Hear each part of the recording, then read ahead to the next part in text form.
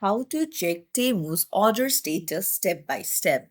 Hey everyone, welcome back to the channel. If you are new here, don't forget to hit the subscribe button and turn on the notification bell to not miss any updates. So do you want to track your order status? Then you're in the right place. I'll show you how to do it in just few simple steps.